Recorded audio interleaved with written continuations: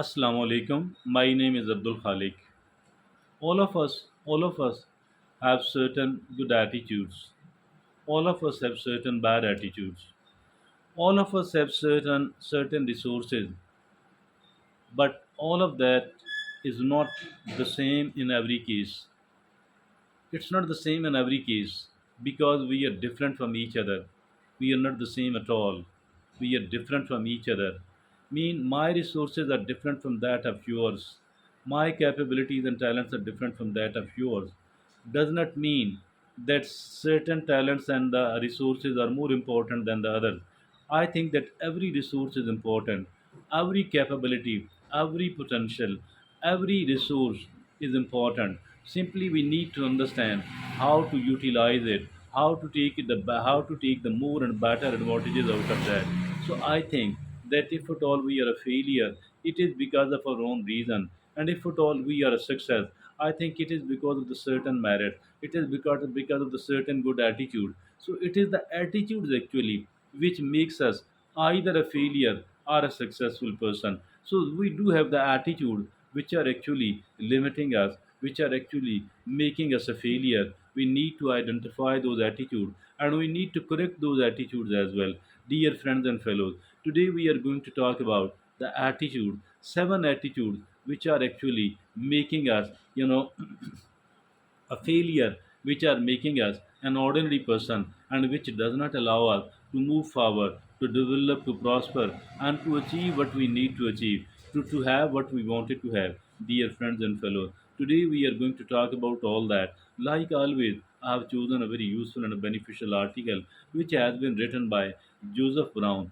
Joseph Brown is a well known researcher and author, and he is a kind of expert on the related subject. So he has written seven items which are responsible for our failure, and also he has advised how to overcome those seven attitudes of failure and convert it into an attitude of the success. Let's look upon all of those seven attitudes one by one.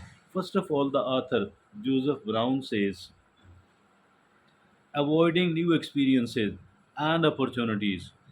Avoiding new experiences and opportunities. Why to avoid the new experiences, the new attitude? Restrict your growth. So this does not allow us to grow, to develop, and to prosper. Okay, move beyond your comfort zone.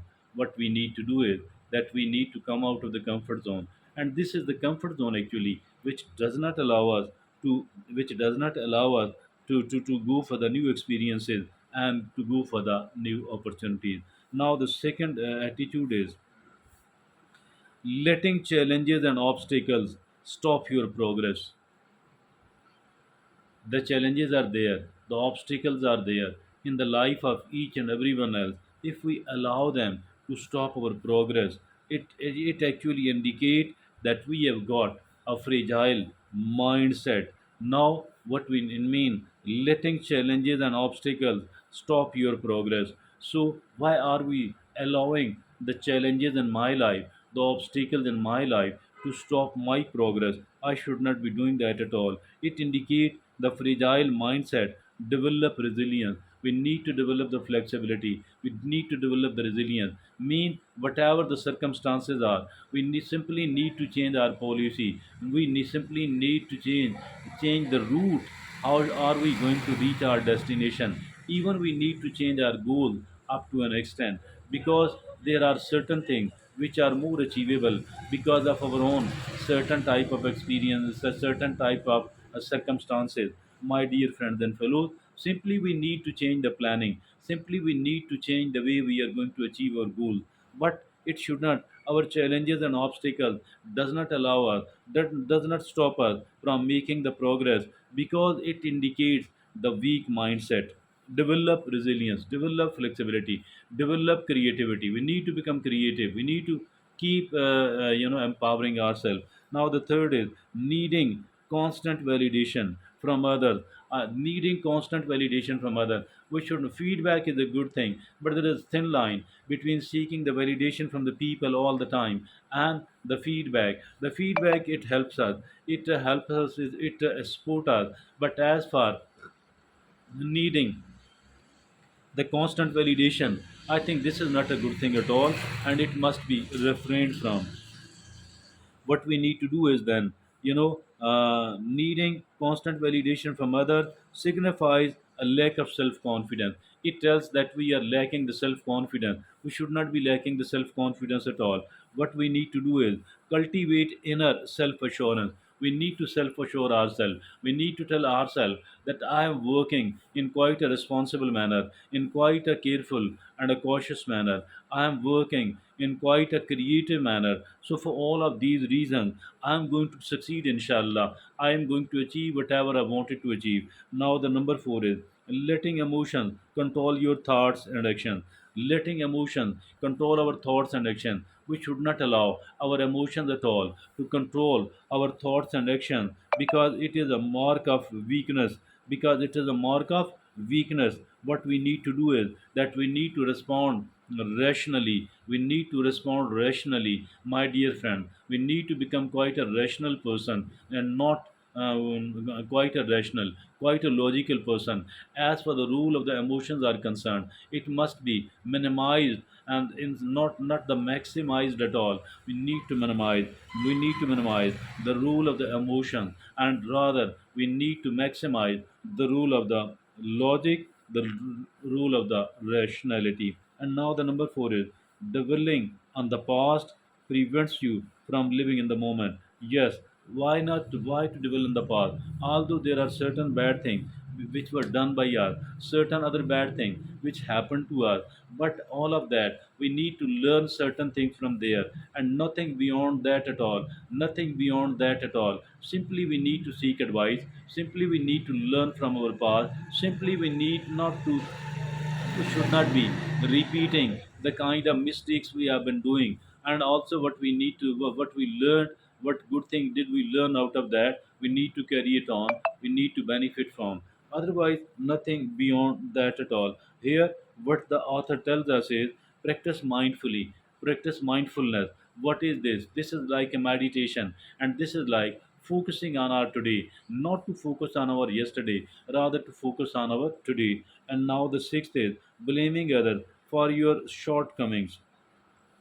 Why to blame others? That is absolutely wrong, and that is an highly irresponsible attitude. And this is actually this prevents self improvement, because we are blaming others for our shortcoming. So it prevents self improvement. Now what we need to do is we need to improve ourselves, and we need to keep improving ourselves on a constant basis. What we need to do here, we need to take the responsibility. This sense of responsibility will bring certain improvements in us on a constant basis. And now the seventh and the last attitude which does not allow us to succeed is they are focusing on flaws. They are focusing on flaws more than strengths. They are focusing on flaws. We do have certain flaws. We do have certain strengths. We do have certain weaknesses. We do have certain strengths. But we, if at all, somebody keep focusing all the time on their weaknesses, on their on their flaws, and on the threats which are there because of those flaws, because of those weaknesses. I think these people are doomed, and they are not going to succeed at all. They are going to become quite a failure. What does the author researcher sees here? He says that play your attributes. They are focusing on flaws more than strengths, which is limiting, which does not allow us to develop to progress. What we need to do is we need to play our attributes, whatever we have been given and gifted by Allah subhanahu wa ta'ala. We need to avail it. We need to avail it to the maximum. We need to take as much of the advantage out of it as it is humanly possible. So this is how we are going to succeed. This is how we are going to develop. This is how we are going to prosper. So these were the seven attitudes which actually does not allow us to develop and to prosper. And the solution has also been advised in each and every one of these. Let me read out very quickly all those seven attitudes. First of all, the author says, letting challenges and obstacles stop your progress, indicate a fragile mindset. Develop resilience is the solution.